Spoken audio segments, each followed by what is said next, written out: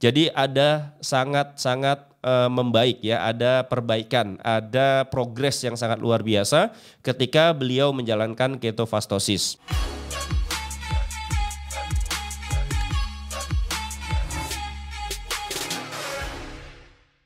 Halo teman-teman sekalian, berjumpa lagi dengan saya Bang Syaiha ya. Jangan lupa like, komen, dan subscribe. Nah, di video kali ini saya akan menunjukkan ya satu foto yang mohon maaf ini agak tidak enak dilihat.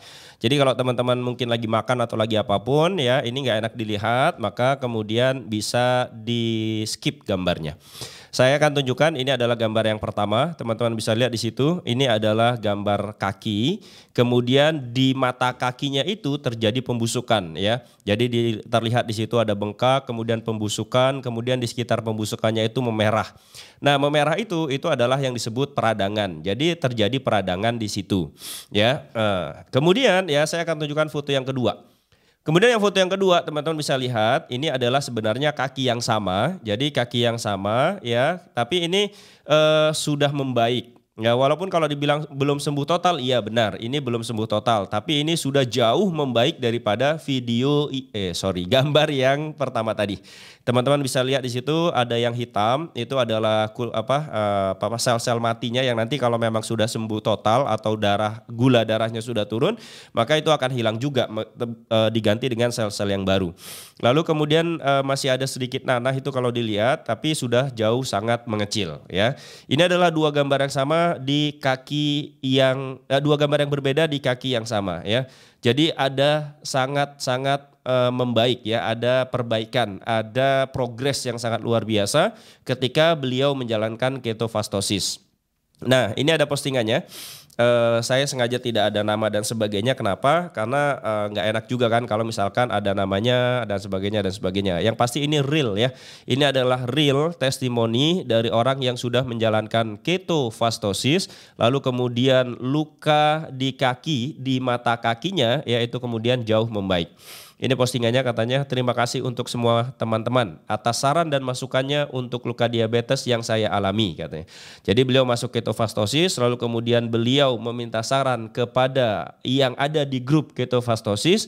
Kemudian beliau bilang bahwa dia sudah menderita diabetes dan ada luka di kakinya yang sudah mengalami pembusukan. Sejak saya lakukan ketofastosis, akhirnya luka di mata kaki saya membaik. Meski, itu maksudnya meski kayaknya ya, tipu dia ini. Meski dalam pengobatan penyembuhan ya, kita lihat memang tadi belum sembuh banget gitu ya. Tapi sudah ada perbaikan yang sangat luar biasa dan ini hasilnya. Nah, itu tadi foto yang kedua. Sekali lagi terima kasih untuk semua teman-teman KF. Nah, teman-teman sekalian ya, yang mau saya sampaikan lagi di video ini adalah bahwa kalau sudah mengalami diabetes ya, artinya adalah insulinnya memang sudah resisten atau terjadi resistensi insulin, atau artinya adalah ketika gula darahnya naik, insulinnya sudah tidak bisa mengatasi kenaikan gula darah itu. Sehingga kemudian apa yang terjadi? Yang terjadi kalau dia masih tetap makan nasi, gula dan tepung, maka dia konsekuensinya adalah harus minum obat sepanjang hidupnya atau harus suntik insulin ya kan, kalau memang dia masih mau makan nasi dan tepung. Pilihan kedua adalah menjalankan ketofastosis. Menjalankan ketofastosis itu adalah pilihan ketika kita tidak lagi makan nasi, tidak makan tepung, dan tidak makan gula atau semua makanan dan minuman yang mengandung ketiga unsur ini. Nah, kalau yang dilakukan ketofastosis, maka ya insya Allah gulanya akan kembali normal, kemudian gulanya tidak tinggi lagi, lalu kemudian luka diabetesnya lama-kelamaan pasti akan membaik. Kenapa saya bilang pasti?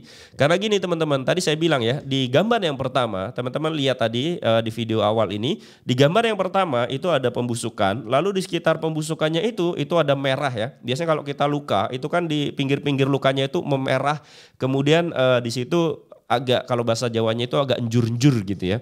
Nah, itulah yang disebut dengan peradangan ya. Nah, peradangan ini terjadi ya memang karena ada luka. Makin parah lagi ketika ada peradangan lalu gula darah kita tinggi sehingga peradangannya itu nggak sembuh-sembuh ya. Peradangan yang tidak sembuh-sembuh ini karena gula darah yang tinggi menyebabkan lukanya akan semakin membesar gitu. Nah, akhirnya apa? Ya kalau sudah busuk, gulanya nggak pernah turun, gula darahnya, maka lama-lama pembusukan itu akan menyebar. Ya, seperti yang saya bilang waktu itu, saya pernah melihat pasien diabetes ya kan, yang kakinya itu, anggap ini kaki ya. Jadi satu kakinya ini tuh busuk gitu loh.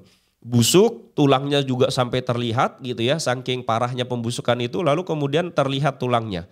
Dan orangnya masih hidup, bayangin sakitnya luar biasa pasti kan, sakit, nyeri, nyut-nyutan, jalan gak bisa dan sebagainya.